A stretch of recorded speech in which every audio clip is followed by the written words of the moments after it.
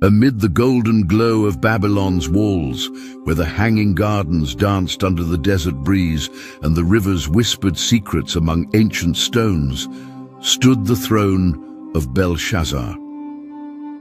A young king, crowned amid feasts and promises, held in his hands the power of an empire, but also the weight of an ancient curse.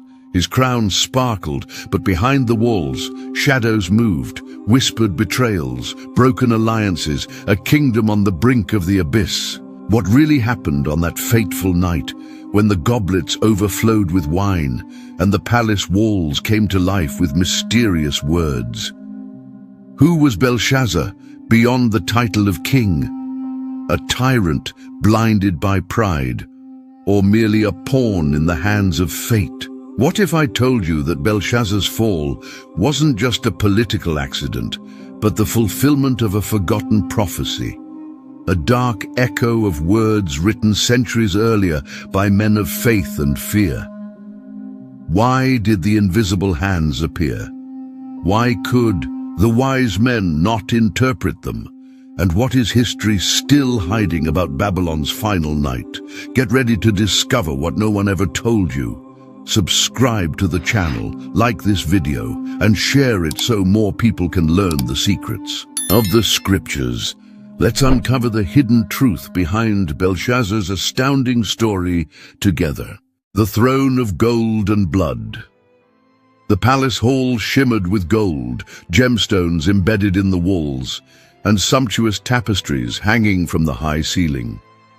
Scents of incense and spices filled the air, mingling with the bittersweet perfume of power.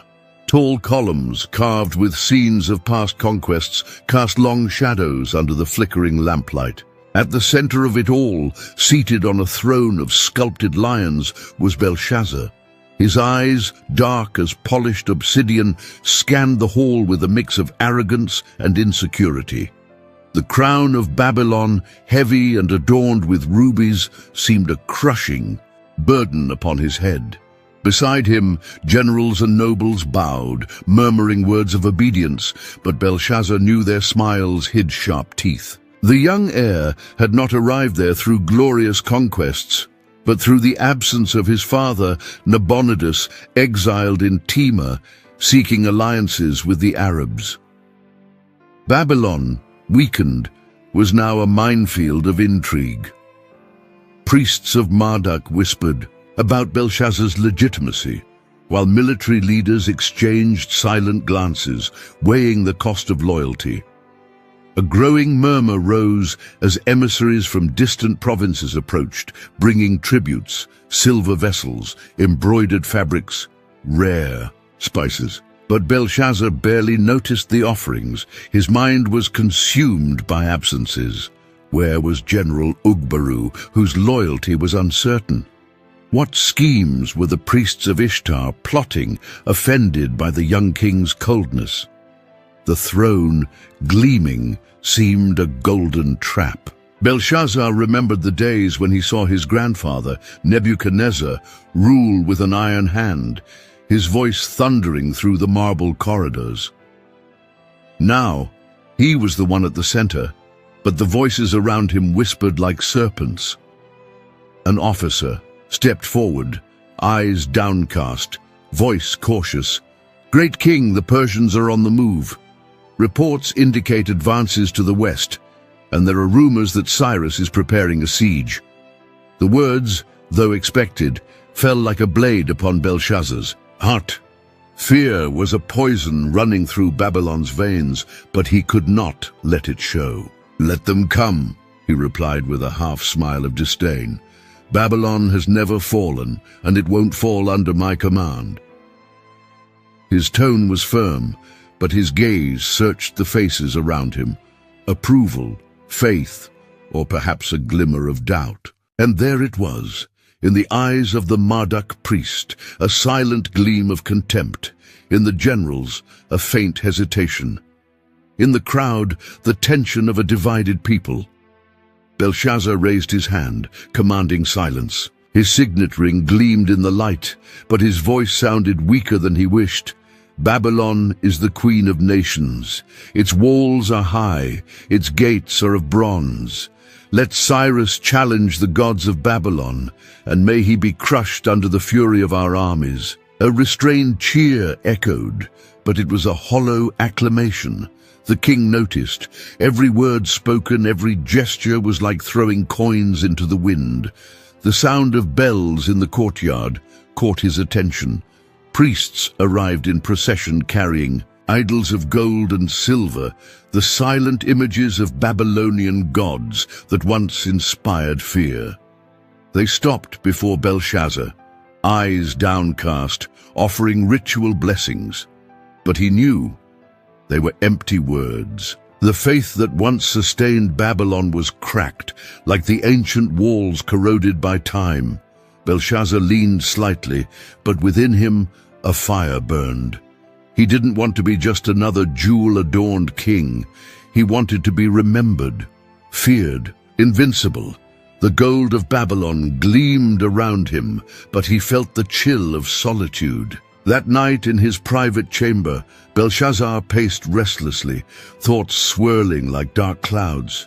He heard echoes in the corridors, rumors of conspiracy, of disloyalty. Even his mother, Queen Nitocris, had warned him, "The throne is made of iron, not gold, and he who sits on it cuts himself with every move." As he looked out at the hanging gardens, a bitter nostalgia overtook him. Those walls, those fields of palm trees and murmuring fountains were witnesses to generations. But would he, Belshazzar, be worthy of remembrance, or would his name be lost among the ruins? Outside, the night wind whispered through the stones, carrying ancient secrets. Babylon slept, but the eyes of betrayal never closed, and Belshazzar, seated on the throne of gold and blood, understood that his war was not only against the Persians. It was against fate itself, the cursed legacy. The echo of Nebuchadnezzar's deeds still resounded through the stones of Babylon. The palace corridors held shadows of a bygone glory, and the eyes of the statues of gods gleamed in the torchlight as if mocking the new king. Belshazzar, seated on the throne that once belonged to the conqueror of nations, felt the crushing weight of a legacy he had not chosen, but now bore as his burden. Nebuchadnezzar had been more than a king. He was a giant among men, the sovereign who made Jerusalem tremble, who extended his iron hand to Egypt, who raised Babylon as the queen of nations. His name was whispered like a legend, his victories engraved in stone and bronze. His gaze, even in death, seemed to watch over his grandson's fate.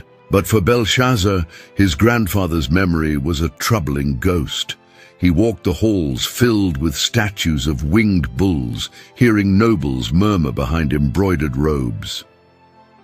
"He's not like Nebuchadnezzar," they said. "He doesn't have the blood of a conqueror," whispered the generals. Belshazzar heard them, always heard. His heart burned, but his mouth stayed shut.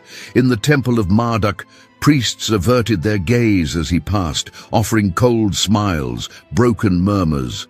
Fear grew like a weed. News of Cyrus the Persian spread. Like sparks in dry straw, the nobles demanded answers.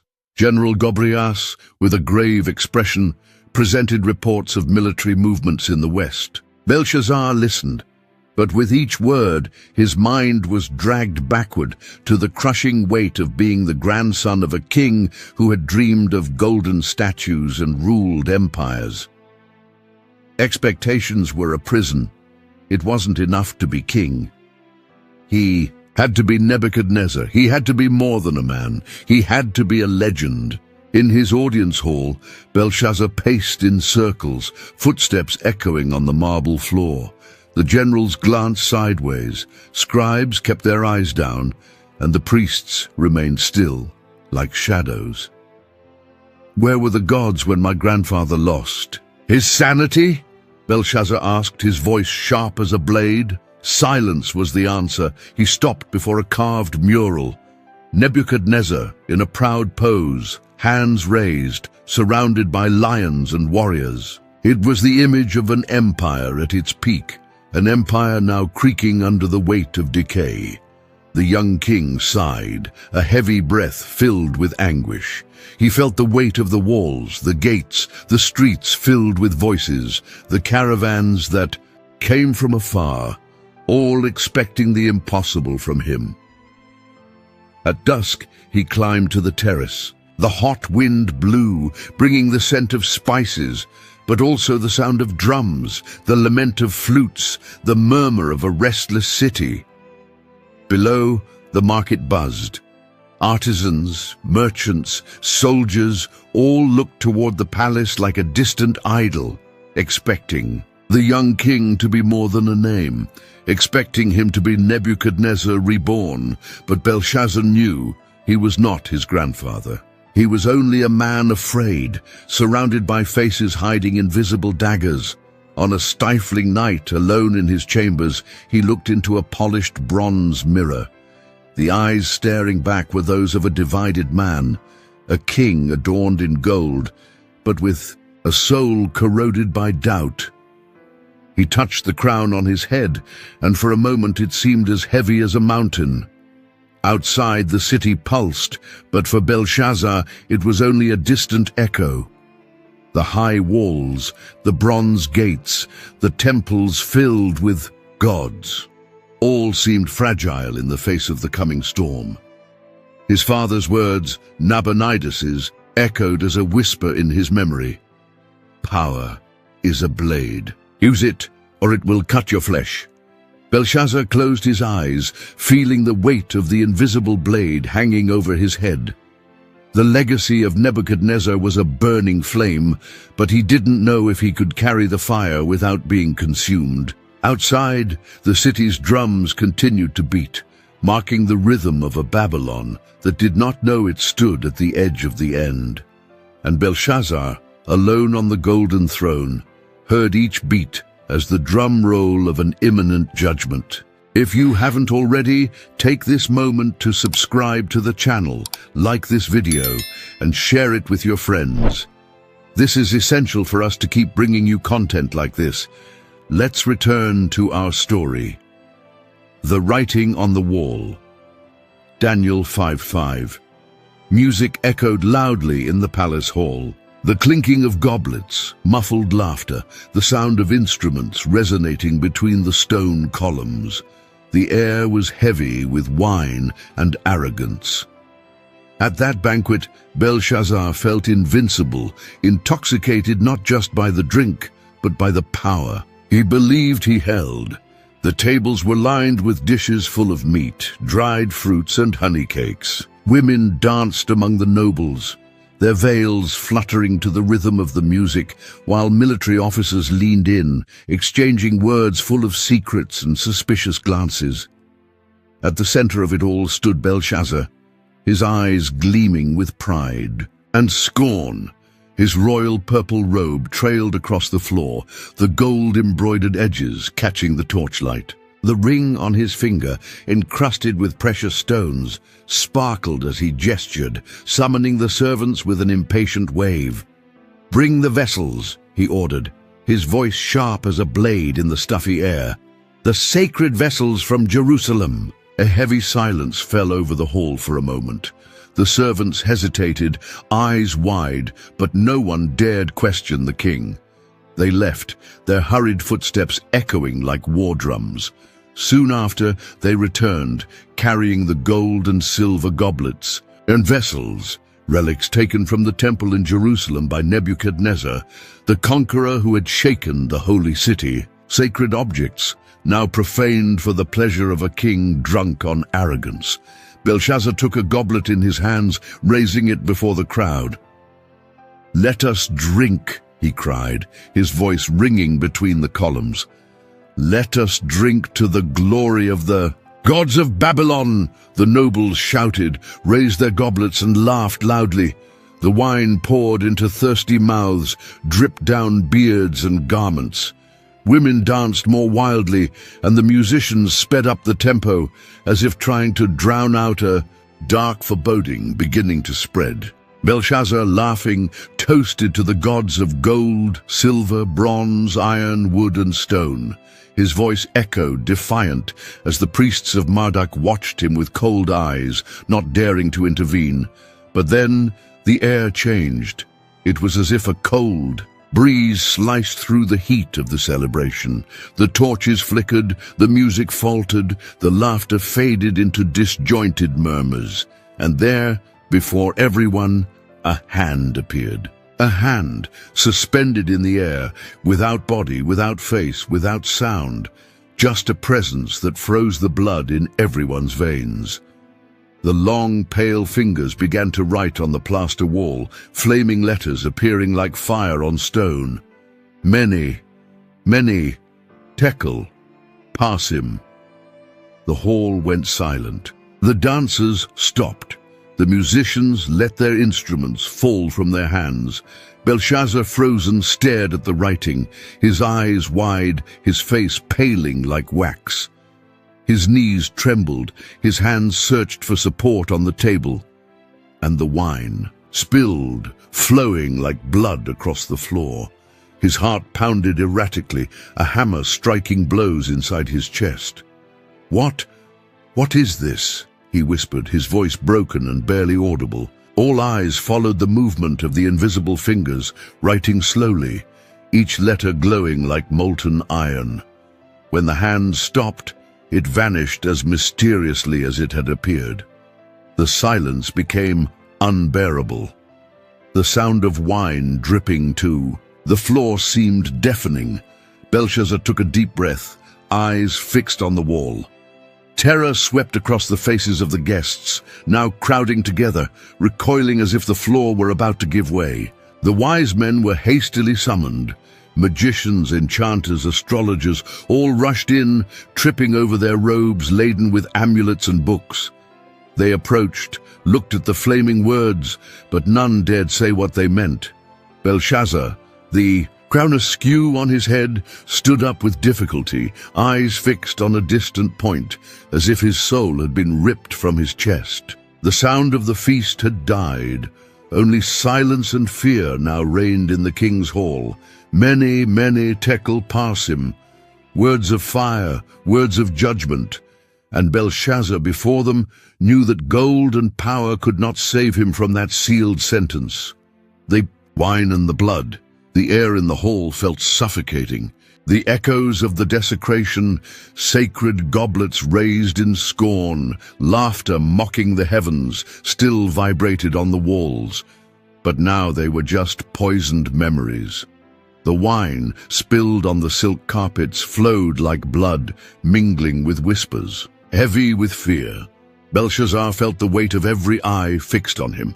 The hand that had written on the wall had vanished, but the trail of dread it left behind was like a deep wound in the flesh of the feast. The words, many, many, Tekel, Parsim, burned like embers in his mind, mercilessly. "Bring the wise men!" he shouted, his voice hoarse, a tone of command mixed with desperation.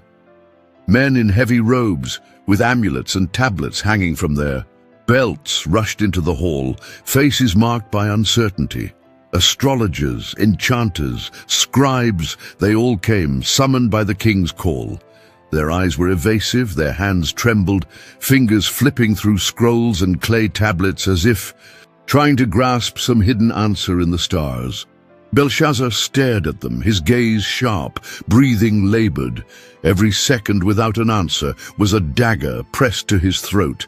"Read it!" he ordered, pointing to the wall, fingers trembling, crown askew, eyes wide. "Read it!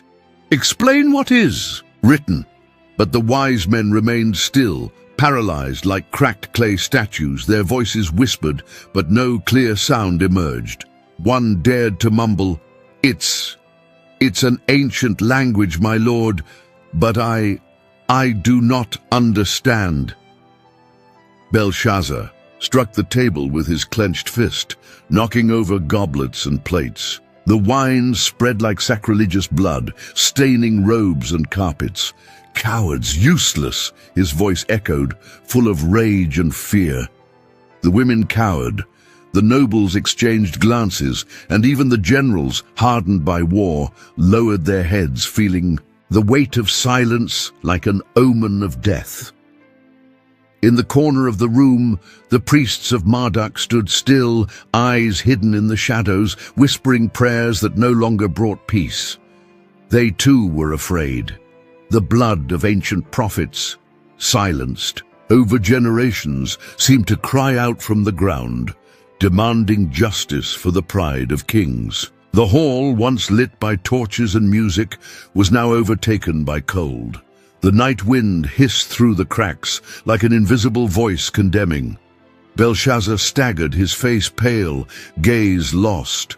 The words burned in his mind, but their meaning remained sealed like a bronze gate. The wine that once fueled his arrogance was now a bitter poison burning his throat. He looked at the golden goblets, the sacred vessels torn from the temple in Jerusalem. They gleamed under the flickering lamplight, but they were no longer symbols of victory. They were witnesses. They were evidence of an unforgiven crime. The weight of guilt hung over Belshazzar like an invisible hand pressing on his chest, making every breath an act of pain. "No one?" His voice cracked, hoarse, empty. "No one can read it?" Silence responded. Only the distant sound of crickets and the whisper of the wind filled the hall. The king sank into the throne, hands in his hair, eyes blank. The generals exchanged quick glances. The nobles withdrew. Some dared to whisper, "It is the judgment of the gods. It is the blood of the saints. It is the end." Belshazzar closed. His eyes, images of past wars, burned cities, and subdued peoples paraded through his mind. The blood spilled by his lineage now seemed to rise in judgment against him. Every silenced cry, every desecrated altar, every broken promise, all seemed to find a voice that night. He took a deep breath, shoulders hunched like an old man, the crown slipping. The wine stained his tunic, and in the deadly silence, the words written on the wall seemed to pulse like a heart of fire. Many, many, tekel, parsim. The blood of silenced prophets, the poison of wine drunk in scorn, and the invisible sentence hung like a cloak of darkness over Belshazzar's throne, and no one dared to break the silence of the night. Daniel before the king. Daniel 5:17-28. The hall, once filled with music and laughter, was now just a shadowy space, laden with fear. The scent of spices had turned bitter. The wine spilled on the carpets ran like clotted blood. Belshazzar's gaze wandered, lost, while the wise men, huddled in the shadows, remained silent, defeated by the mystery. Then the voice of the Queen Mother broke through the stupor. Nitocris, with a stern expression and wrapped in a dark cloak, walked firmly through the hall, her eyes fixed on her son, as if trying to pull him from the abyss into which he was sinking. "There is a man in your kingdom," she said, "in whom dwells the spirit of the holy gods. In the days of your grandfather Nebuchadnezzar, he interpreted dreams, revealed riddles, unraveled mysteries. His name is Daniel." The name sounded like muffled thunder. Daniel, the old prophet forgotten in the corridors, kept away from the banquets, despised by those who trusted in gold and the power of idols. Belshazzar took a deep breath, his face twisted with wounded pride, but he waved his hand. "Bring him!" The silence of the hall was cut by the sound of hurried sandals, and soon all eyes turned to the man who entered. Daniel, the Hebrew, servant of the Most High God. His gaze was steady, his beard gray, his garments simple, a stark contrast to the decadent luxury of the palace. He walked without haste, his steps echoing like hammers on the king's conscience. He stopped before the throne, lifting his eyes to Belshazzar, without bowing, without fear. The king, trying to mask the tremor in his voice, spoke, "I have heard that you have the spirit of the gods, that you are wise and perceptive. If you can read this writing and tell me what it means, I will clothe you in purple, place a gold chain around your neck, and make you third in command of the kingdom." Daniel remained still, his eyes fixed on the king, his voice firm as stone. "Keep your gifts for yourself and give your rewards to someone else. Still, I will read the writing to the king and let him know what these words mean." The hall held its breath. Daniel's words cut through Belshazzar's pride like a blade. The prophet raised his hand, pointing to the wall where the fiery words still burned. "This is the judgment of the Most High. Your grandfather Nebuchadnezzar was given great power, and the Most High granted him dominion and glory. But when his heart became proud and his spirit hardened in arrogance, he was cast down from his throne and lost his glory until he acknowledged that the Most High rules over the kingdoms of men." Daniel stepped closer, his voice gaining strength, slicing through the silence like a sword. "And you, Belshazzar, have not humbled your heart, even though you knew all this. Instead, you have exalted yourself against the Lord of heaven. You brought the vessels from his house and drank from them with your nobles, your wives and concubines. You praised the gods of silver, gold, bronze, iron, wood, and stone, gods who do not see or hear or understand. But the God in whose hand is your breath and all your ways you have not glorified." Belshazzar's face turned pale, his lips trembled, his hands clenched the arms of the throne. Daniel turned to the wall, eyes fixed on the flaming words. His voice thundered like a storm. "This is the inscription that was written, Mene, Mene, Tekel, Parsim." The hall seemed to hold its breath. "This is the interpretation, Mene. God has numbered the days of your reign and brought it to an end. Tekel, you have been weighed on the scales and found wanting. Parsim, your kingdom is divided and given to the Medes and Persians." The words fell on Belshazzar like stones from a crumbling wall. His eyes searched the faces around him, but found only the reflection of his own terror. Daniel stood firm, unshaken, his presence like that of a judge before a condemned man. The silence of the hall was broken only by the sound of wine dripping from the tables like blood from an invisible blade. Judgment had been pronounced, and Belshazzar, the king, crowned in gold, felt the cold of the sentence pierce his chest like a dagger. The last night of Babylon. Night fell over Babylon like a heavy shroud. The sky, tinted in dark hues, seemed to announce an omen. The city's towering walls rose like silent witnesses to an empire that believed itself eternal. The streets, lit by torches, still pulsed with the life of those who celebrated Babylon's greatness, unaware of the danger moving in the darkness. In the palace, the feast continued. The hall echoed the final chords of string instruments, while the wine flowed freely. The nobles, intoxicated with pleasure and power, laughed loudly, toasted the gods of stone and silver, and danced beneath the golden columns. Belshazzar, with a glazed look and crooked crown, watched the decay as if it were a spectacle. His soul, torn by Daniel's judgment, refused to yield to fear.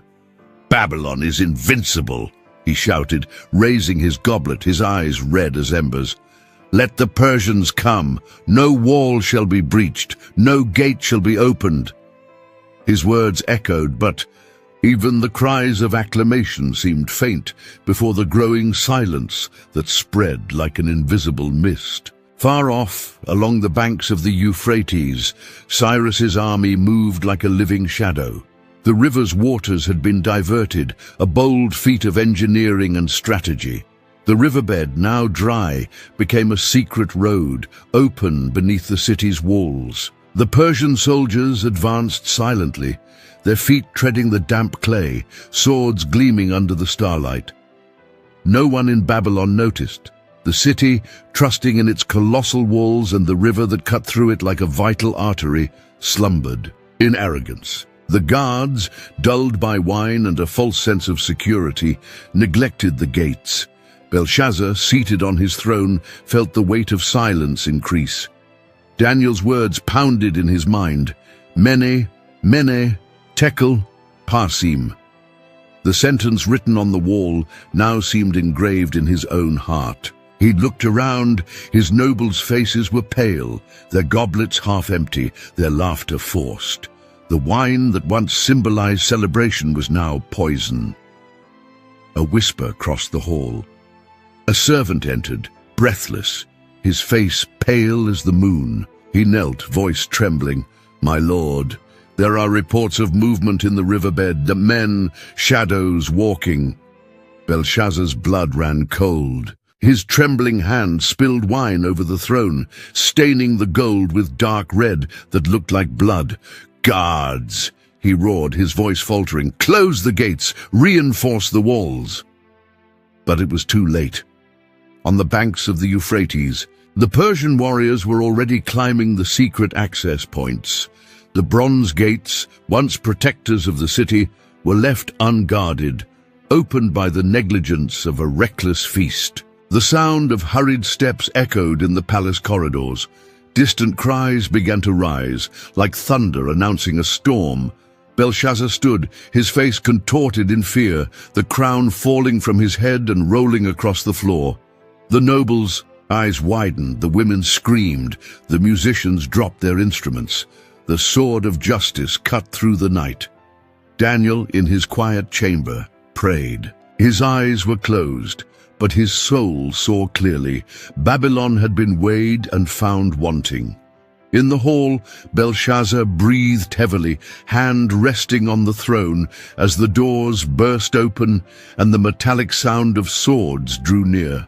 The last night of Babylon was written, and Belshazzar, in the midst of the ruined banquet, understood too late that gold could not save a man from his own pride. The price of arrogance. Time returned like a warm wind, carrying echoes of glory and shadows. Before he was king, before donning the purple robes, Belshazzar had been just a boy, small, before Babylon's colossal walls, running through the stone corridors like a restless spectre. He remembered the smell of incense burning on the altars, the sound of trumpets saluting his grandfather, Nebuchadnezzar, as he passed through the crowds. The shouts of acclaim filled the courtyards, and Belshazzar, hidden behind the columns, watched the parades with wide eyes, his heart beating like a war drum. Nebuchadnezzar was more than a man. He was a mountain of power, a storm of glory. His long beard glistened like silver threads in the sunlight, his eyes hard as stone, his voice a thunder that made even the toughest generals tremble. When he spoke, all fell silent. When he pointed, nations surrendered. But Belshazzar, still, a boy, also saw the other side. The somber silence when his grandfather withdrew to sleep, the distant look when he stared at the hanging gardens as if they were a golden prison. He heard the servants' whispers, tales of when the great king had gone mad, living like an animal, eating grass in the field, cast out from the palace until he acknowledged that the Most High was the true sovereign. Young Belshazzar didn't fully understand those stories, but fear clung to his skin like desert dust. He saw his grandfather regain his sanity and return to the throne with a strange glint in his eyes, a mix of forced humility and wounded pride. Nebuchadnezzar, seated on his throne of carved lions, looked at Belshazzar with a gaze that burned. "Remember this, boy," he once said, his voice deep as the echo of the walls. "Glory is like the wind. It blows where it will, and the man who tries to grasp it will find his hands empty in the end." But Belshazzar, in the proud innocence of youth, did not understand. He saw the gold, the statues, the marching armies, and thought, "My grandfather conquered the world. I can too." The words of warning became a whisper drowned out by songs of triumph. The seed of pride sprouted quietly in the shadows of his soul. Years passed, and Belshazzar grew up amid banquets and victories. He saw the people bow at the name of Nebuchadnezzar, saw the priests offer incense, saw merchants from distant lands bringing tribute. But he also saw the fear in the servants' eyes, the tremor in the generals' voices, the murmurs of conspiracies slithering like serpents in the dark. On lonely nights, lying in his chamber, Belshazzar stared at the carved ceiling, listening to the echoes of laughter in the palace. Fear grew in his chest, fear of being forgotten, fear of being just a shadow of his grandfather. What if my name is not remembered? The question haunted him. Nebuchadnezzar's name was engraved in stone, but his, just a boy lost among statues of indifferent gods. That very night he walked to the palace balcony and looked at the illuminated city. Babylon shone like a jewel, and Belshazzar felt a secret vow form in his soul. I will be remembered. I will be greater than him. I will not be forgotten. The seed was planted, the promise sealed, but pride, like a hidden flame in dry hay, grew unseen, waiting only for destiny's breath to ignite it all. And Belshazzar, the boy who looked up at the walls dreaming of power, didn't know that the same pride that made his grandfather crawl like a beast in the field would be the invisible sword to cut down his own crown. The God of Israel and the gods of Babylon. Daniel 5:23. Silence hung heavy over Belshazzar's hall. The echo of Daniel's words still vibrated between the stone columns, as if the very air refused to forget the sentence pronounced. Mene, mene, tekel parsim, not just letters etched on the wall, but open wounds in the king's pride. Belshazzar, seated on his throne, tried to regain his mask of authority, but his eyes betrayed growing unease. His hand gripped the armrest, so tightly that his knuckles turned white. The spilled wine before him was now a dark puddle, reflecting the torches that flickered like flames about to go out. Before him, the gods of Babylon, figures of gold, silver, and bronze, gleamed, motionless and cold. Statues of Marduk, Bel, Nebo, Ishtar, adorned with jewels and crowns, stared into nothingness with empty eyes. They were silent images, incapable of answering. And then, as if the entire hall had become an invisible courtroom, Daniel raised his voice, his firmness slicing the air like a blade. You, Belshazzar, have not glorified the God in whose hands are your breath and all your ways.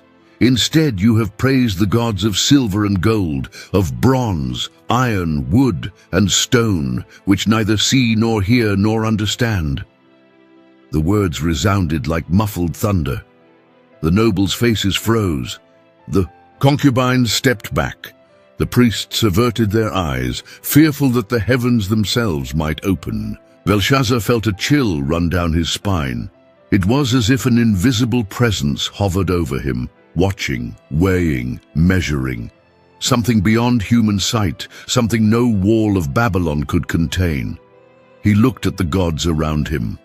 The golden image of Marduk with staff in hand, the figure of Ishtar with arms raised, the faces carved in polished stone, all wealth, all silence, all useless.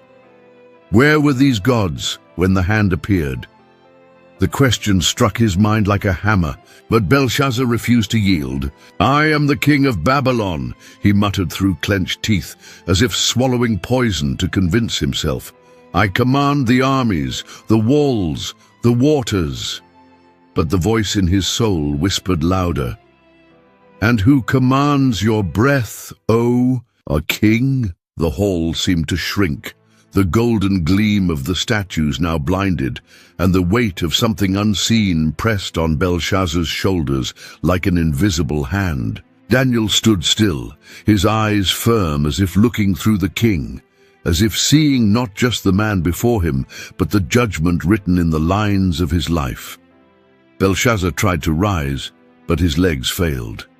Pride was a burden that weighed down, and his body began to give way. He looked at the statues, seeking some sign, some response, but the gods of gold were merely metal, cold, hollow, powerless. His gaze met Daniel's, and for a moment, a flash of fear, raw, naked, unmasked, shone in the king's eyes. But he quickly extinguished it, swallowing the fear like bitter wine. "May the gods of Babylon be exalted," he shouted, his voice trembling, sounding more like a cry of despair than a shout of faith. A faint murmur answered, but no one believed anymore. The nobles exchanged uneasy glances. The women fell silent. Even the musicians had stopped, their instruments laid down, as if afraid to profane that moment with mortal sounds. The weight of the invisible presence hung like dense fog. Deep in his soul, Belshazzar knew there was something greater than him, something no wealth could buy, no army could contain, no stone altar could appease. Yet still he refused to bend his knees. And that night, the silence of the gods of Babylon echoed louder than the cries of human pride. The echoes of Nebuchadnezzar. The dawn in Babylon felt darker than any before. The stars, hidden by thick clouds, seemed to have withdrawn, as if refusing to witness the unfolding fate. In the palace, the air was heavy, weighed down by an oppressive silence, broken only by the distant sound of muffled cries, coming from streets where rumors spread like hidden fire beneath the stones. Belshazzar was alone in his chambers, the crown lying forgotten on an ivory table. His eyes, red and sunken, stared into the void. But in his mind, images appeared like ghosts. Nebuchadnezzar, his grandfather, the king of kings, the man who stretched his arms over empires and bent nations like reeds in the wind. But Belshazzar could not forget the whispered stories, the day the great monarch lost his mind, his beard unkempt, his robes torn, his gaze wild. He remembered the tales spoken in hushed, fearful tones, the king who grazed like an animal in the field, who fed on grass, whose nails grew like claws, whose hair became like eagle's feathers. 7 years of madness. 7 years in which Nebuchadnezzar, the invincible, crawled like a beast before his own pride. Belshazzar felt his breath grow heavy, as if an invisible hand pressed against his chest. Daniel's words echoed, sharp. "You did not glorify the God in whose hands is your breath." He clenched his fists, fighting the sensation of being watched, judged by unseen eyes. He looked into the bronze mirror and for a moment barely recognized himself. There was something wild in his own face, a dark trace, a shadow that wasn't, just cast by the flickering lamplight. What if I become like him? The thought burned in his mind, but he drowned it in a surge of rage. He rose abruptly, knocking over a table. The vessels crashed, shattering into pieces, wine spreading like blood across the polished floor. "No!" His voice echoed against the walls, hoarse, thick with fear, masked as fury. "I will not be like him! I am Belshazzar! I am the king of Babylon!" Arrogance spoke loudly, but the heart, deep down, trembled. In the corridor, the servants whispered, their faces pale. They remembered too. The name of Nebuchadnezzar was still spoken, with reverence and fear, but also with a superstitious terror. The king who had defied heaven and was cast to the dust. Belshazzar, now seated on the floor, his hair falling over his face, closed his eyes. But even in the dark, he saw the field where his grandfather wandered, wild-eyed, mouth full of grass, howls of agony. He saw the crown fallen on the earth, abandoned, while pride dissolved like sand through his fingers. He knew the same pride ran through his veins. He knew the same judgment hovered like an invisible sword above his head. But he could not, would not, bow. "I will not bow," he thought, teeth clenched, hatred burning against his own fate. Outside, Babylon's walls seemed unshakable, but the wind howled through the cracks like an omen. The weight of the night fell, and the echoes of the past whispered. In the dark, the pride of Nebuchadnezzar, the pride of Belshazzar, the fall was not just a distant threat. It was a shadow advancing, invisible, silent, inescapable. And Belshazzar, blind in his arrogance, did not see that the end was approaching, like a thief in the night. The city of gold, the city of dust, Babylon, the jewel of the world, gleamed under the sun, its walls rising like a crown of stone and bronze. Against the horizon, the towers, the hanging gardens, the streets paved with baked bricks, all were testimony to centuries of glory, of victories carved into every clay block. But now, beneath the golden veil, lay a field of despair. The people walked with hurried steps, eyes lowered, voices murmuring in tones that sounded like prayers. In the markets, fruits rotted without buyers, fabrics lost their luster under the dust, and wine jars were passed over by trembling hands. Faces bore the fear no one dared to voice aloud, fear of the Persians, fear that the walls might fail, fear that the gods no longer listened. Rumors slithered like serpents, whispers of betrayal, of nobles negotiating with the enemy, of generals who remained too quiet. Even the fountains, once gushing with abundance, now seemed to weep thin streams, as if the city itself knew its time was running out. Belshazzar, on his throne, felt every eye fixed on him. Not the adoring gazes of the past, but eyes filled with silent questions. Does he know what he's doing? Can he save us? But the king showed no weakness.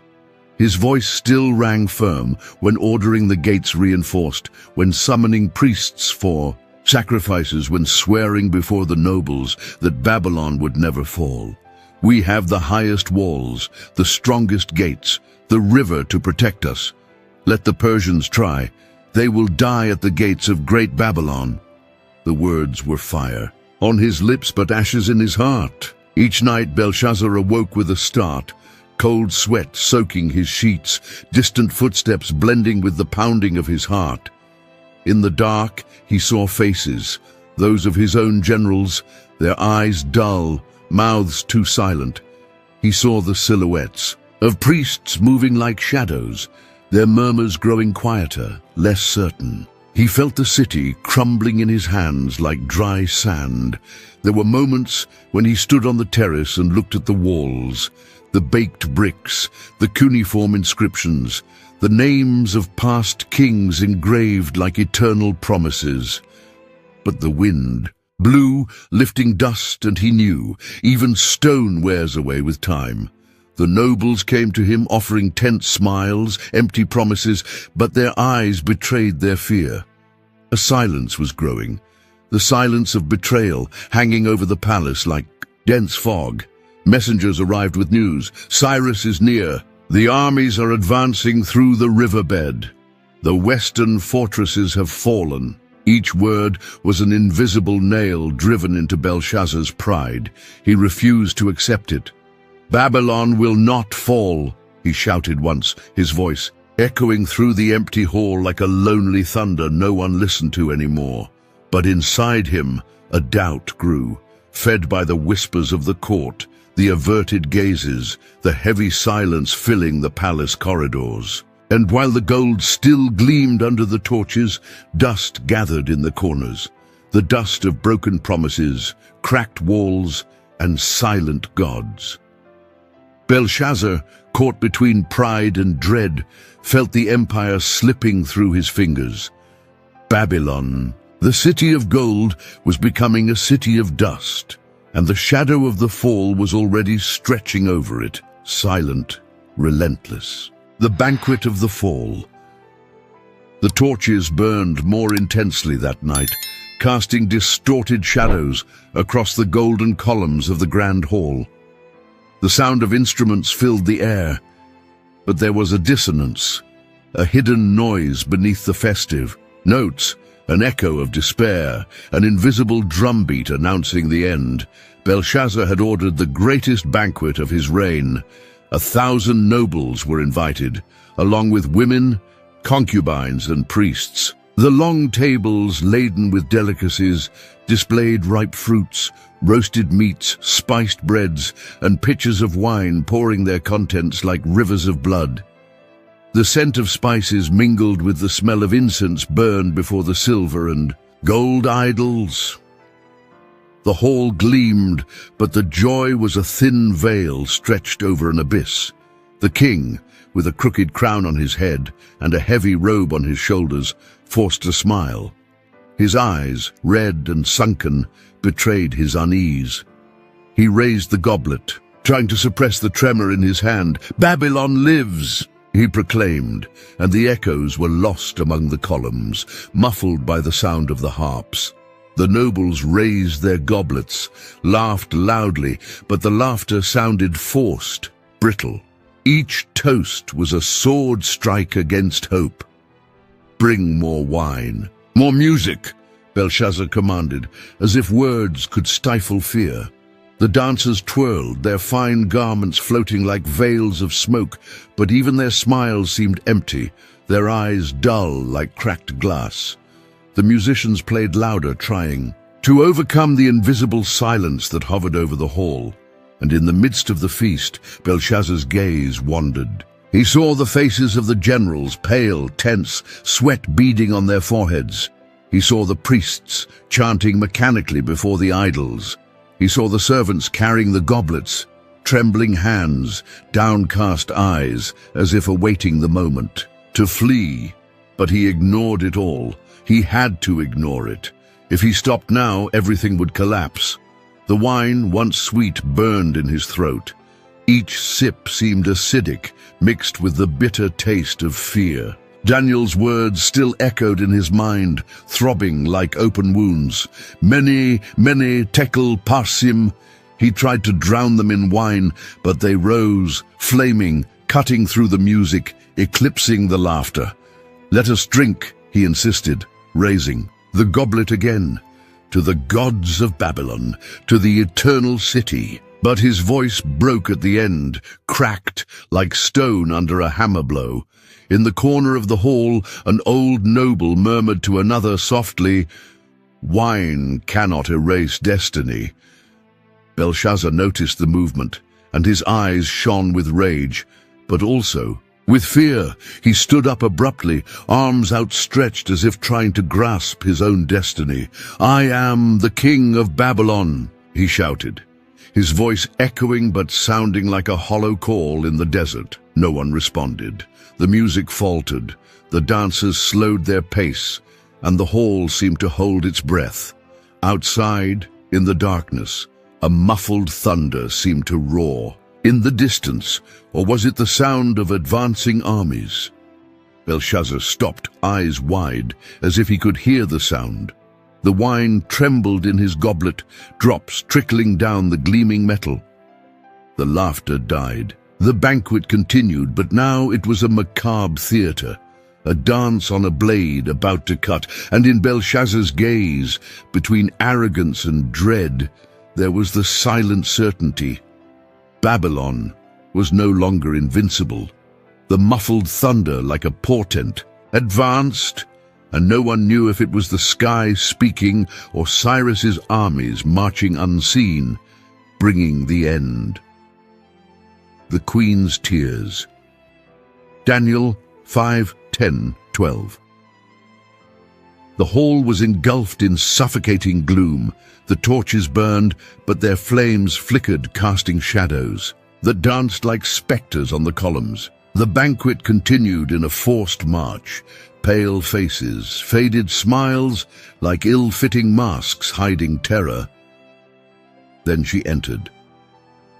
The Queen Mother, Nitocris, walked down the marble corridor, her robe trailing like mist on the floor. Her posture was firm, but her eyes revealed the sorrow of one who already knew too much. The nobles made way, bowing their heads, not out of respect, but fear. She was the living memory of an empire, the voice of the past that all feared to hear. Her eyes, dark as a moonless night, met Belshazzar's, and there she saw the boy she had once cradled in her arms, now a lost king, suffocated by his own pride. She spoke, her voice calm like the sound of water flowing over ancient stone. "O king, live forever." The ceremonial words floated in the air, but there was something more, a lament, an echo of warning.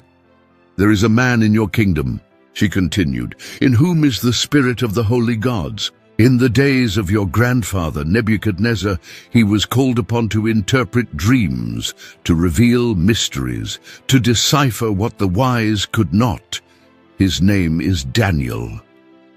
The name hovered like a whisper of wind over the room. Some nobles averted their gaze. Others furrowed their brows, fearing the memories that name carried. Belshazzar leaned back on the throne, his face hardened, his hand trembling slightly on the golden goblet. His eyes, red from wine and sleeplessness, fixed on his mother with a mixture of disdain and something deeper, almost fear. "Daniel." He spat the name as if it were a burden. "The old Hebrew." Nitocris took a deep breath, her shoulders erect. "Yes, my son. He was called master by your grandfather.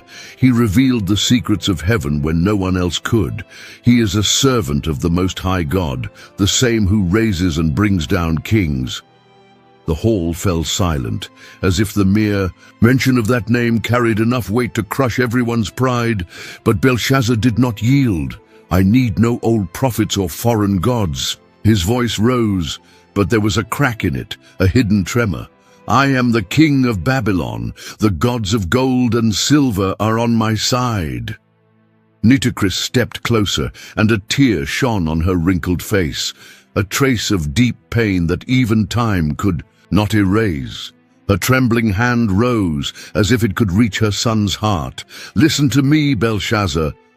Her voice nearly broke. "Do not harden your heart as your grandfather did. Acknowledge the God who gives breath to kings and life to kingdoms. There is still time." The king turned his face away, teeth clenched. His hand struck the arm of the throne, the dry sound breaking the tense silence of the hall. "Enough!" he shouted, his voice choked with anger and fear. "This is not the time for old ghosts. Babylon is mine." Nitocris lowered her hand slowly, as one releasing something they can no longer hold. The tears, silent, ran down her wrinkles, falling. On the stone floor, the hall, once filled with music and laughter, now breathed fear. The nobles, silent, fixed their eyes on the king and his mother, as if witnessing an invisible judgment. Nitocris gave her son one last look, a look of pain, of unheeded warning, of frustrated love. Then turning slowly, she walked away, her silhouette disappearing into the gloom like a shadow of rejected wisdom. Belshazzar remained motionless, his chest heaving, eyes burning. Pride hardened his soul, but his mother's words lingered in the air like arrows embedded in his chest. There is still time, but time was slipping away. The secret gate. The night wind blew over Babylon, but no one knew it carried more than dust. It bore the omen of a silent destruction. The Euphrates River, which flowed through the heart of the city, ran in its ancient bed like a lazy serpent that seemed eternal. Belshazzar, seated on his throne, trusted that river as a divine shield. "The waters are our walls," he had told his generals weeks before. "The bronze gates are inviolable, the towers as tall as the gods. Babylon will not fall." But there was something he ignored, or perhaps refused to see. The forgotten gates, the ancient paths that wound beneath the city, secret passages left by builders of old stone corridors beneath the riverbed, tunnels connecting the city to the world beyond its walls. Herodotus, in his accounts, would speak of these hidden corridors, of these entrances that seemed like fantasies of old architects. but which the Persians discovered patiently, with watchful eyes and silent steps. Far from the palace, in the Persian camp, Cyrus's generals planned the final strike. The Euphrates, diverted by the hands of engineers, shrank day by day. The waters retreated as if they feared the advancing men, and the exposed ground, damp and treacherous, became a secret road to conquest. The soldiers trained in silence, their swords sharpened in the pale moonlight, their eyes like hungry shadows awaiting the hour to advance.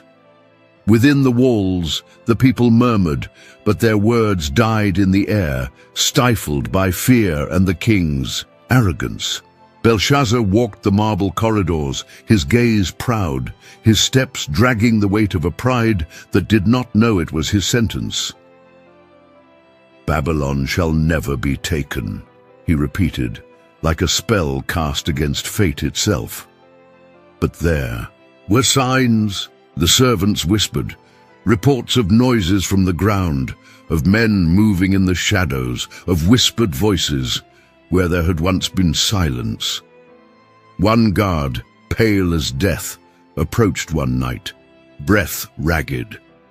"My lord, the river, the waters are lowering." Belshazzar looked at him as one looks at an insect. "The river obeys the gods, not the Persians. Go!" The guard backed away, vanishing like a shadow, as the king turned to the nobles, raising his goblet in defiance. "Let us drink to the glory of Babylon." But the wine burned more bitter with every sip. Outside in the dark, destiny aligned. The Persian engineers worked tirelessly, redirecting the course of the Euphrates, digging canals, opening a path for the army to advance. The water that had once been a barrier now became a silent ally. The walls of Babylon, so high, so strong, became useless against Cyrus's cunning. And while the wind hissed through the streets, dragging dust through silent squares, Belshazzar remained blind, his ears deaf to the signs, his heart hardened like stone. The secret gate, forgotten by the builders, was now the path through which judgment approached. Invisible, unstoppable.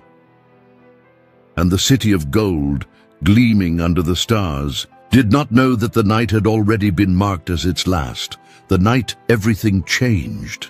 Daniel 5:30-31, the sky over Babylon was shrouded in thick clouds, hiding the stars like mourning veils. The night seemed to breathe, heavy, dense, as if the very air knew what was about to unfold. The torches flickered on the walls, casting distorted shadows that mingled with the hushed voices of the wind. Inside the walls, in the heart of the palace, the sound of feasting had dwindled. Only scattered murmurs remained, broken laughter, and the nervous clinking of goblets without conviction. The banquet, once grand, was now a pale reflection of wounded pride. Belshazzar on his throne stared into the void. The wine in his goblet remained untouched, his hand motionless, his eyes dark as bottomless pits. The arrogance that once filled his soul seemed to have evaporated, leaving behind only the weight of a dull fear. Elsewhere in the city, Daniel, the old prophet, knelt in his chamber. His calloused hands touched the stone floor. His hoarse voice rose in supplication. "Lord of the heavens, God of Israel, have mercy." His words, filled with awe and faith, rose like invisible incense, while outside, the sound of diverted waters mixed with something new. The muffled noise of footsteps, the scrape of metal on stone, the whisper of unsheathed swords. The Persians advanced. The dry bed of the Euphrates had become the road of judgment.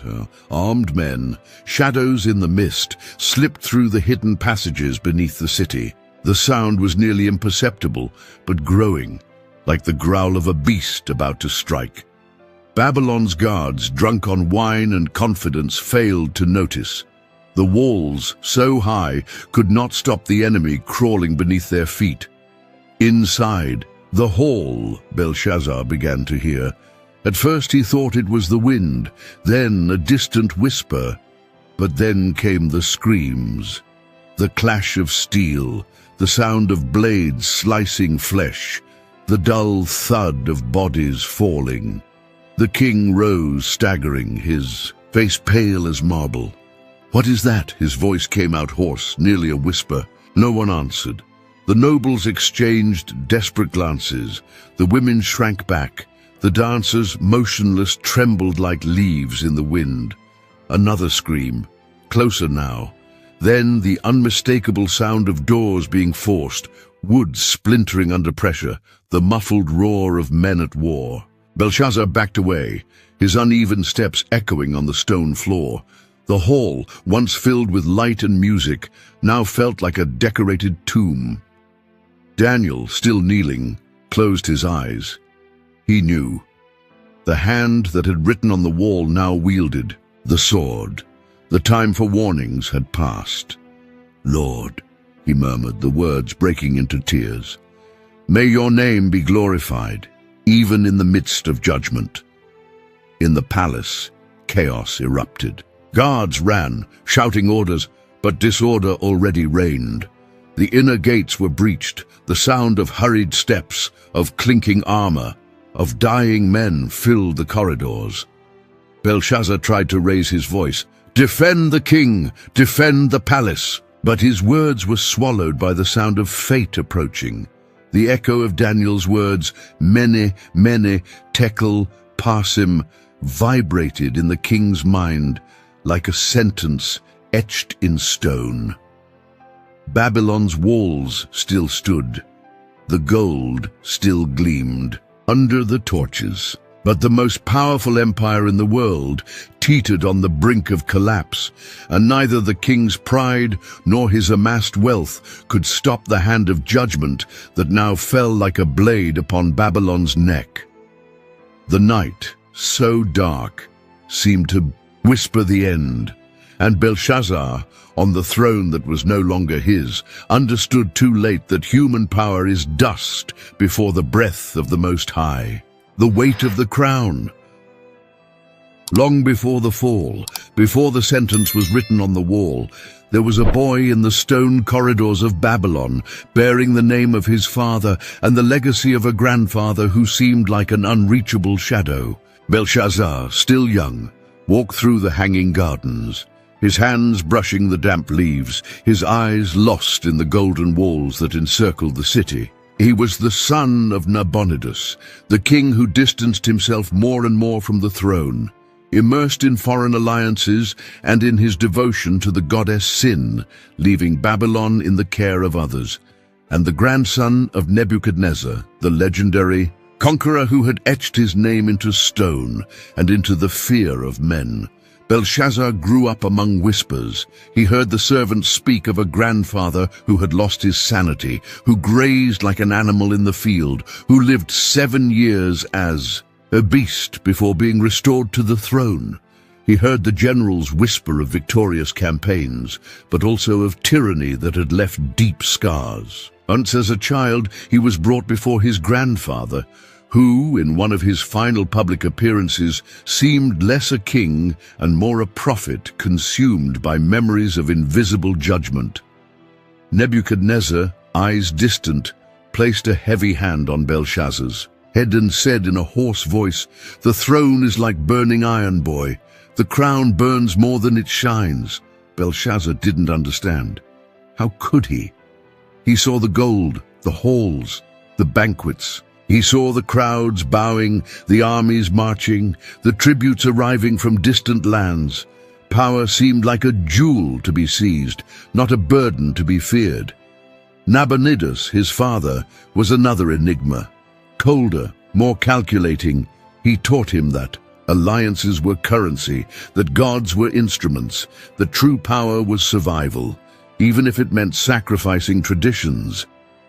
"Babylon belongs to no god, Belshazzar," Nabonidus once said, his gaze hard as stone. It belongs to whoever has the courage to take the throne and hold it." Those words embedded themselves in the young prince's soul like nails. He learned to distrust, to smile when anger burned, to promise without intent to fulfill. But there were also the silent lessons, the ones he didn't want to hear. The palace statues seemed to watch him, their stone eyes recording his failures. The stories of his grandfather, the king humbled by his own pride, emerged as echoes in his dreams. In his youth, Belshazzar spent hours before the bronze mirror, adjusting robes, placing rings, practicing the gaze of a king. He wanted to be seen as a leader, a conqueror, someone who could bend the world to his will. But the reflection was that of a boy afraid of being forgotten, a boy hiding insecurity behind sharp words and false laughter. The crown, which seemed so desirable, was an invisible weight. Every promise made, every order given, every alliance sealed, all became debts that time collected without mercy. When Belshazzar assumed the throne as co-regent, after Nabonidus' absence, he felt the true weight of what he had inherited. The priests' voices were cold. The generals looked at him with a mixture of expectation and disdain, and the walls of Babylon felt more oppressive than protective. The throne that once gleamed like gold was now a gilded prison.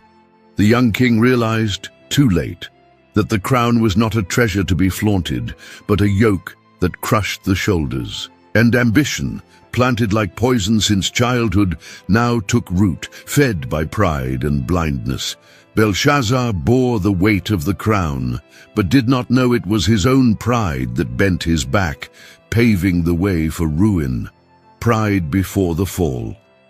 Proverbs 16:18, Babylon simmered in silent chaos, like a river overflowing without warning. The markets grew emptier, faces paler, whispers more venomous.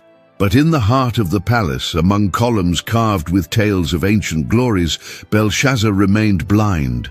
The throne was his fortress, and he clung to it like a man who refuses to release the blade, even as it cuts into his own flesh.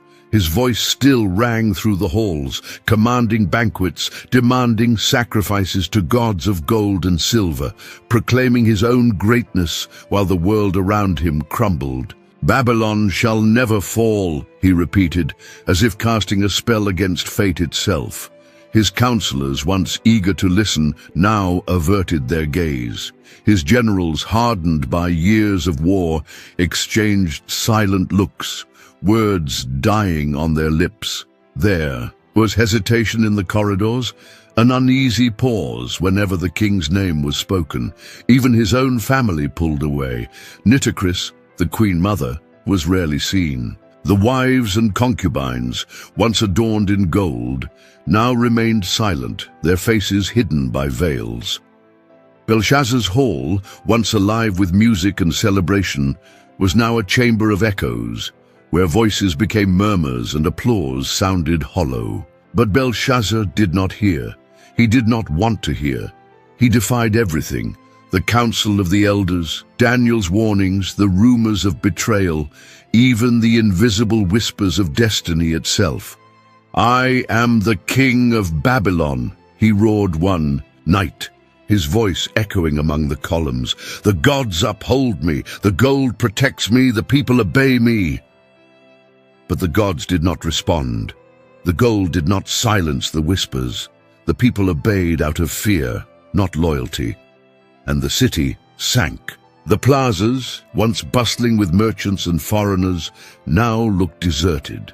The hammering of craftsmen faded, the fountains flowed with less water, and the guards on the walls kept their eyes lowered, as if afraid to face the horizon. Belshazzar, seated on his throne, refused to see. His decrees piled up like dust in the halls, orders no one took seriously anymore. Sacrifice to the gods, bring incense, burn offerings. But the priests only nodded, performing empty rituals, their words as hollow as broken shells.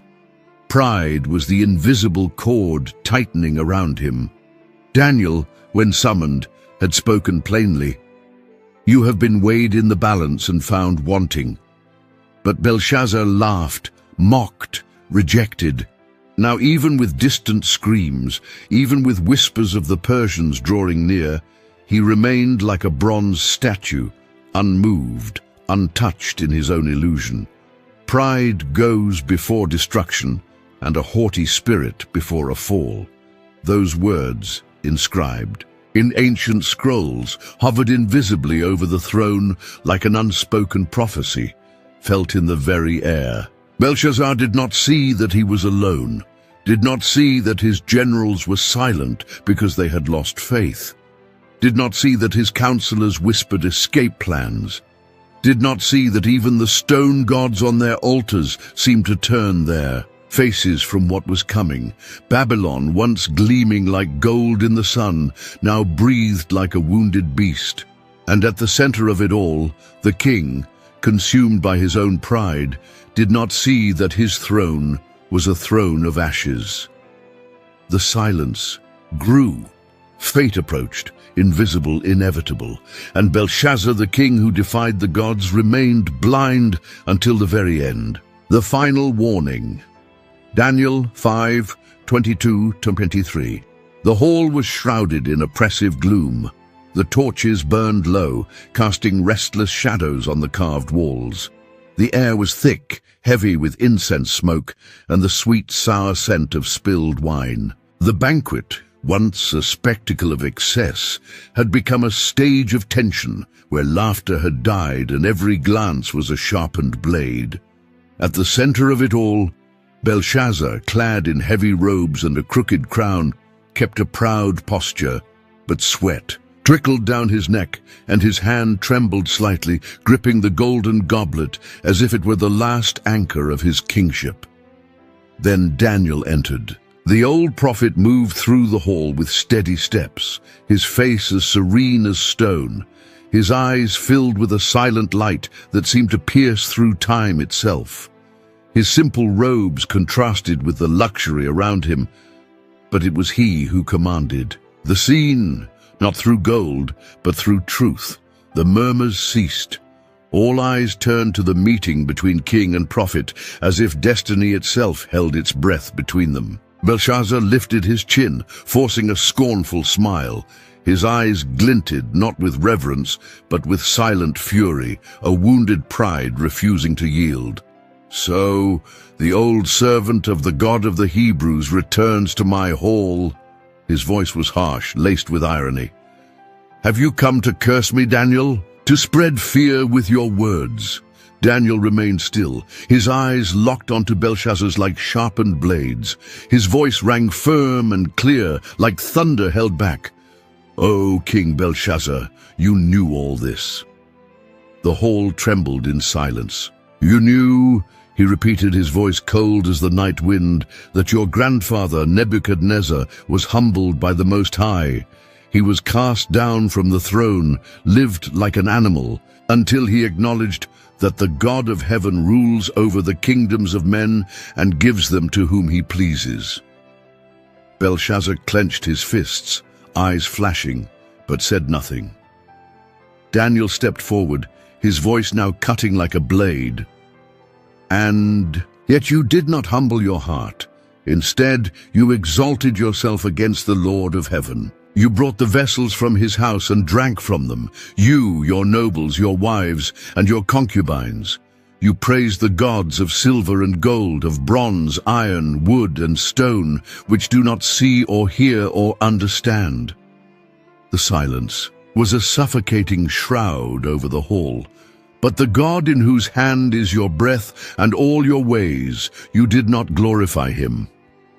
The words fell like stones striking the king's pride. Belshazzar leaned forward, eyes blazing, his smile taut, like a wire ready to snap. "Enough," he growled, his voice mixing rage and fear. "I am the king. I command Babylon. Who is your God before my gold, my walls, my armies?" Daniel remained unshaken, eyes fixed, voice firm. "Your kingdom has been numbered." your days weighed, your life measured, and you have been found wanting." The words reverberated through the air, and for a moment Belshazzar felt the weight of each letter crush his chest. But pride, like a poison that refuses to be purged, rose again. "Take him!" he shouted, but the command fell into emptiness. The nobles hesitated.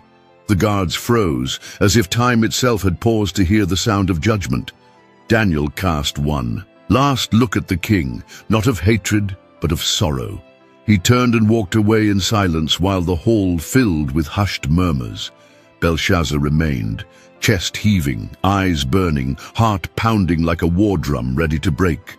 But deep in his soul he knew the judgment was already written. The sword of Cyrus. Night cloaked Babylon in silence. The towering walls, which for centuries had withstood sieges and invasions, rose against the sky like sleeping giants. The streets, once filled with merchants and priests, were quiet, and the echoes of banquets still lingered in the golden halls. The people slept under the illusion of safety, lulled by promises of invincible walls and the arrogance of a king who refused to heed judgment. But in the shadows, destiny moved.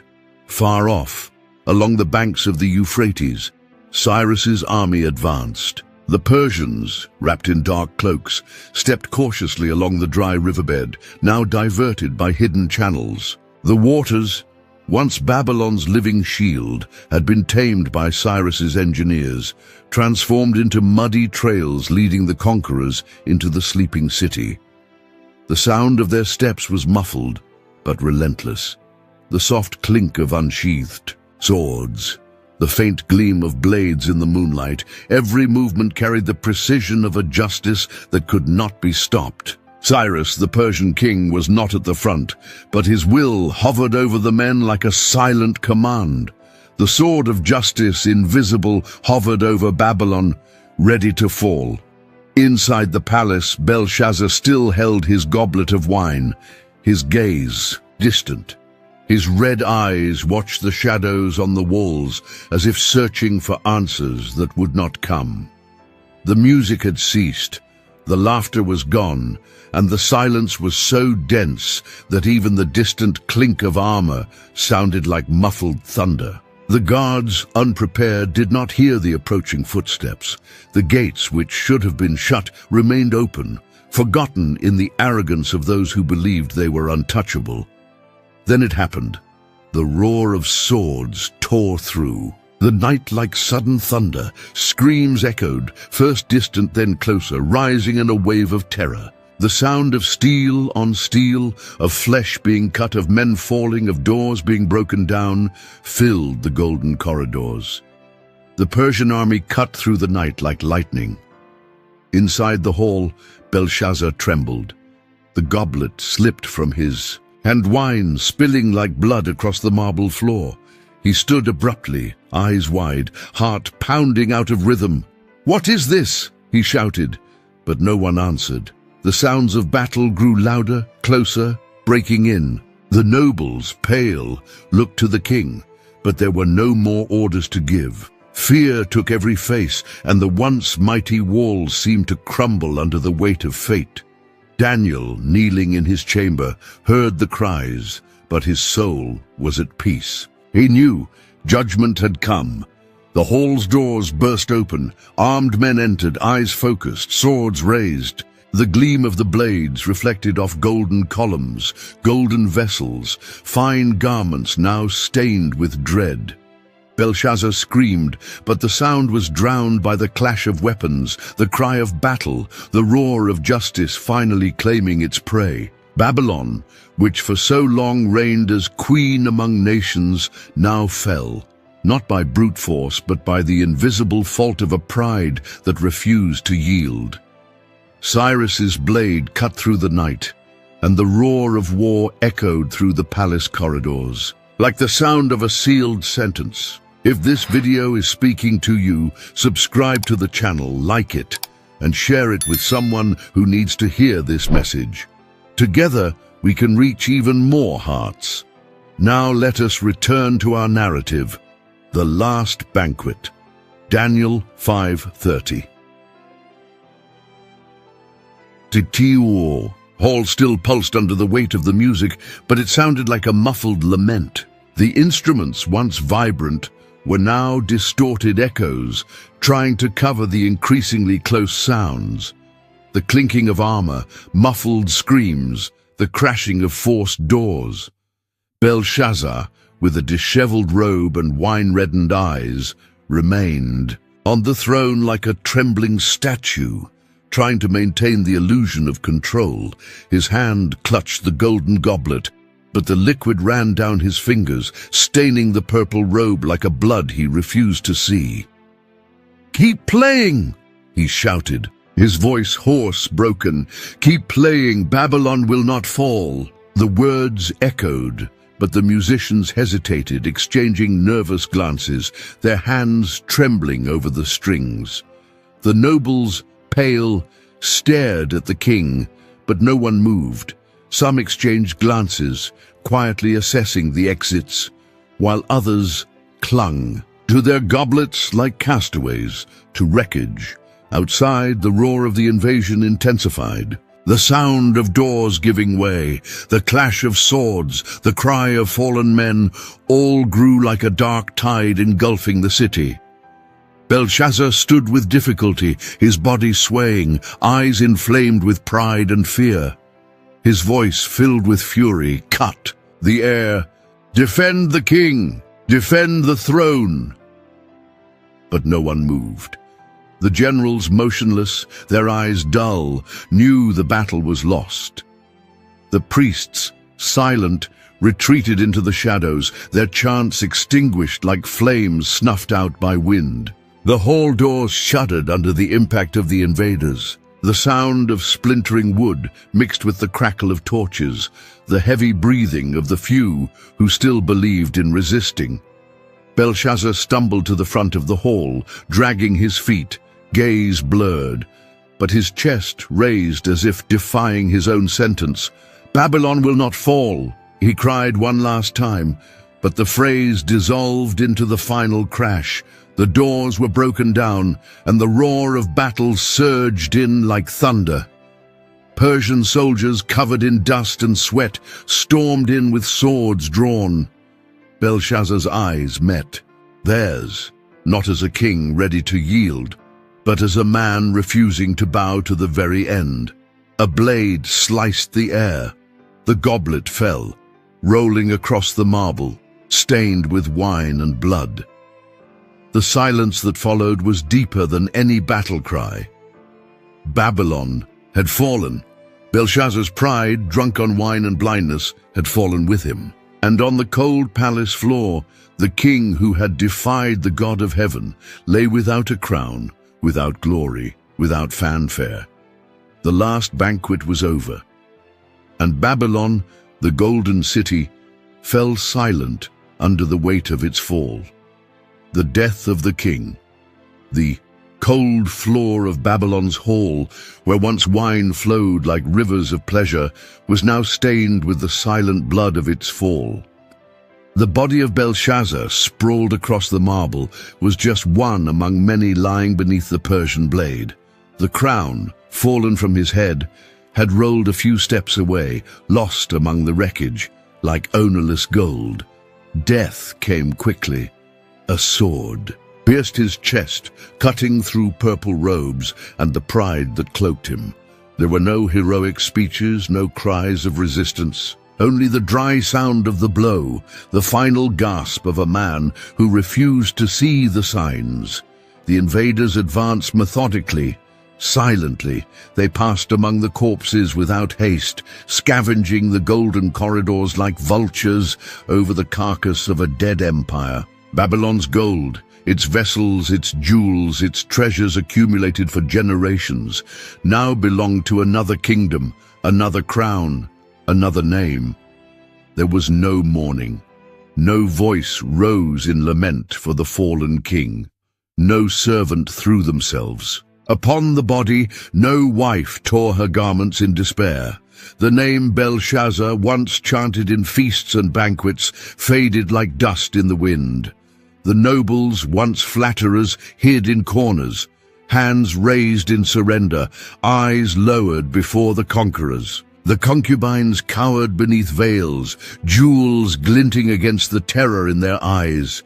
The priests, who once praised gods of gold and silver, now whispered timid prayers as if they could hide behind empty words.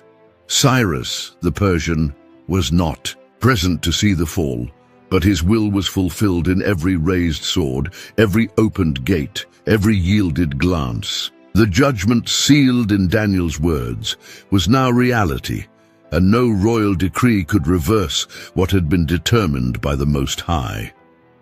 Belshazzar, heir of Nebuchadnezzar, the prince who dreamed of being greater than his grandfather, was now just a lifeless body with no witnesses, no legacy, no remembrance. Silence ruled the hall. The sound of Persian sandals on marble, the clinking of weapons, the dragging of bodies, this was the only music left. Outside, the people began to understand. Some stared into the streets with vacant eyes, others wept quietly. Not for the king, but for the end of an era, for the fear of the unknown now dressed in foreign armor. Babylon, the city that once seemed eternal, bowed before a new master. Belshazzar's throne, empty, was a mute symbol that even the proudest kings are but dust before time and justice. No lament was heard, no song was sung, no tombstone was carved with his name. Belshazzar vanished like a grain of sand swept by the wind. And the gold of Babylon, now under new hands, gleamed cold and merciless, a silent witness to a reign that faded without a trace. The echo of judgment. Daniel 5:31. Silence spread like a thick shadow through the empty corridors of the palace. The torches, which once illuminated banquets and parades, now flickered over the dried blood, casting ghostly shadows on the stone walls. The sound of war had ceased, and the air was heavy with judgment, weighty, absolute. Daniel walked slowly through the hall, where the feast had ended in tragedy. His steps were steady, but his gaze bore the weight of foreknowledge. He didn't need to ask what had happened. The echoes of the pronounced sentence had fulfilled themselves like thunder splitting the sky. Many, tekel, Parsim. The words, once written like fire on the wall, now seemed to whisper in every corner. The sentence had been declared, and now executed. Belshazzar's body lay motionless, his purple robe torn, the crown fallen a few steps from his head. There was no honor in the king's end, only cold dust silence. Daniel paused for a moment, observing the fallen king's face. There was no hatred in his eyes, but a silent lament, not for Belshazzar himself, but for Babylon, which had chosen arrogance over obedience, pride over humility. The echo of judgment lingered in the air like an invisible presence. In the corridors, the few who had survived the siege walked in silence, eyes downcast, mouths closed. The gold gleamed on the columns and altars, but its light was cold, lifeless. The Persian army, methodical, collected the spoils. No resistance remained.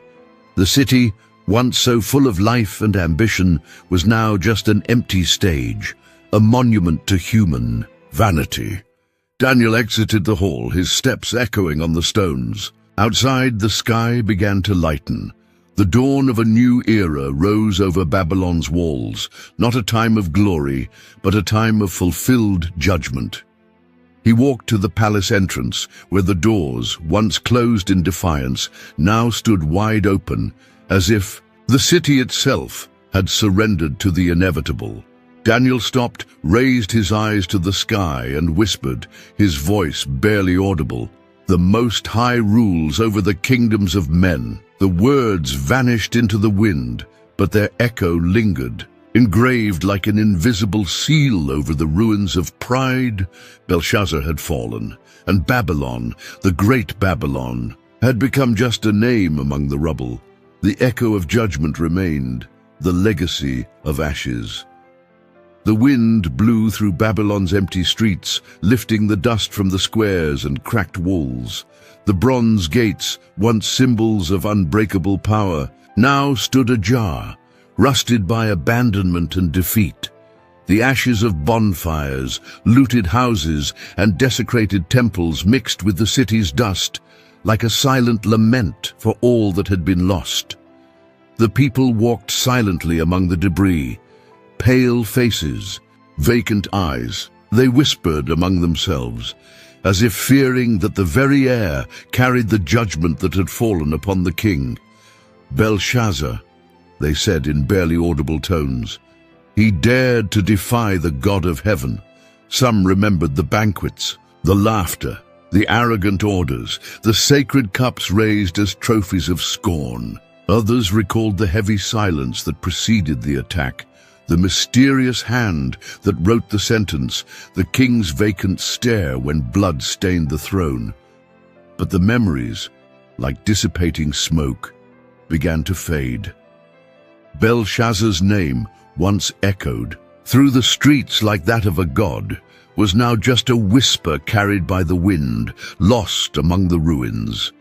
The ashes concealed lessons, the cracked stones of the walls, the toppled columns, the plundered altars. All were testimonies of a pride that refused to bow. Babylon, the golden city that deemed itself eternal, had turned to dust, and Belshazzar, its last king, was just another faded fragment in the memory of a wounded people. Daniel, walking through the silent streets, saw the downcast eyes, trembling hands, faces marked by fear. He knew that the judgment had not been solely against a man, but against an empire that had filled itself with pride and forgotten the fear of the Most High. The inscriptions on the walls, which once proclaimed victories, now seemed to shout condemnations. The statues of the gods, motionless, stared into the void, incapable of responding to the laments. An old man sitting by a dry fountain murmured to himself, "Who is man before the Lord of hosts?" No one answered. The footsteps of the Persian soldiers, now masters of the city, echoed through the streets as a reminder that Babylon's glory was ash, cold, silent, forgotten. And so, Belshazzar's name, once chanted in songs and celebrations, became a whisper among ruins. The people murmured, but time did not forgive. The throne was empty, the gold belonged to others, and Babylon's ashes forever kept the lesson that pride refused to learn. The Most High reigns. The silence of the gods, Isaiah 46:1-2. The statues of gold and silver lay inert under the weight of destruction.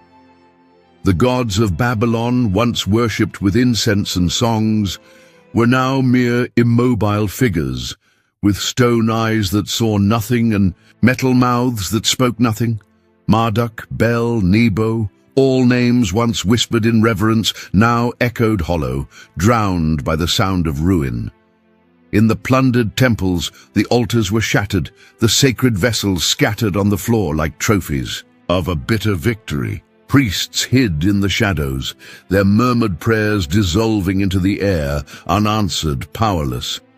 The people, staggering through streets covered in dust and blood, looked upon the fallen statues with vacant eyes.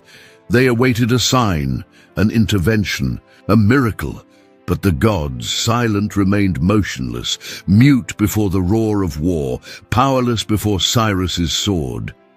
Daniel, standing before a broken altar, contemplated the silence. His weary eyes scanned the stone-carved faces, the hands holding scepters, the bodies adorned with jewels, images of power, now reduced to ashes. He whispered, his voice low but firm, the words spoken by prophets before him. Bel bows down, Nebo stoops, their idols are borne by beasts of burden. The images that are carried about are burdensome, a burden for the weary. The words slice through the air like a blade, silent yet relentless. The people murmured, Some knelt before the statues, touching the cold metal with trembling hands, pleading for help. But there was no response, no gleam in the stone eyes, no whisper from the silver lips. Only silence. Human pride, which had erected those gods in grand temples, now bowed before the void. The gold, once gleaming under torches, appeared lifeless. The bronze, once reflecting sunlight, was dull, stained with blood and dust.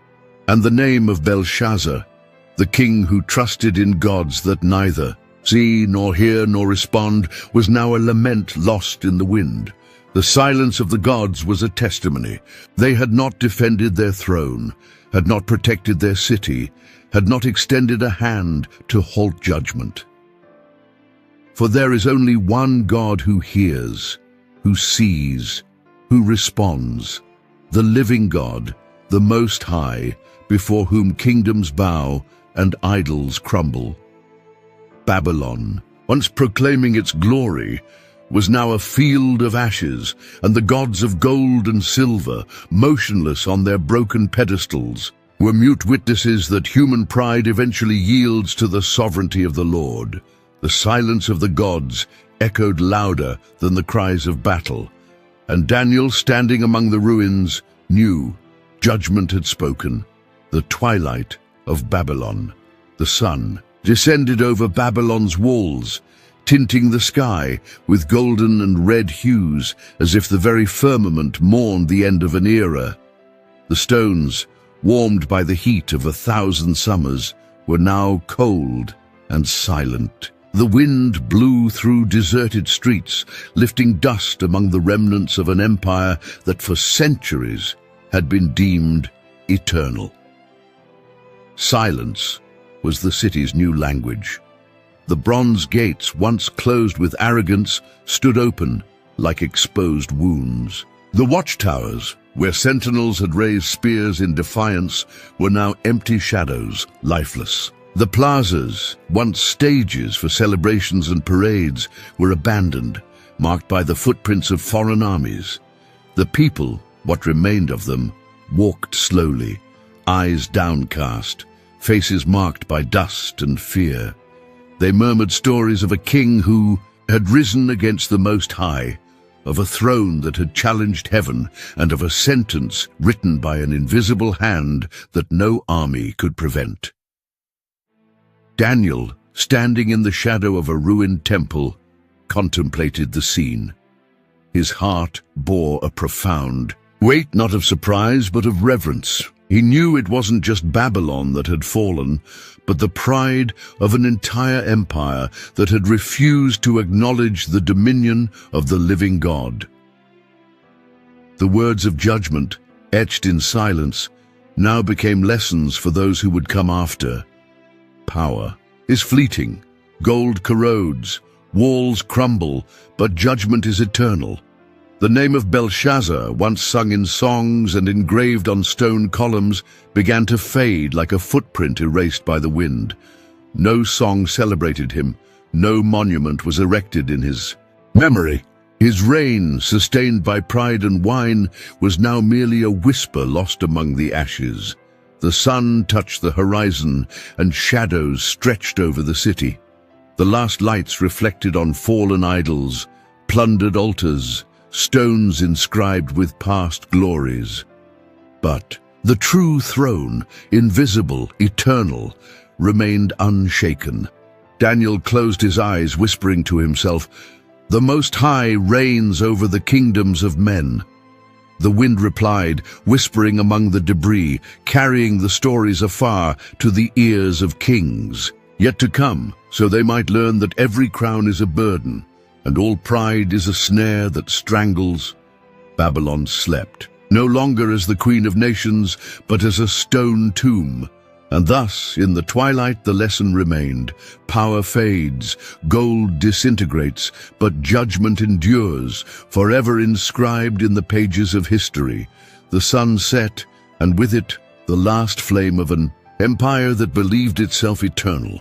And don't forget, new stories await you. Click now on the screen and discover more secrets and hidden truths of God's Word. Thank you very much for joining us thus far. It is a privilege to have you with us on this journey. Until the next story.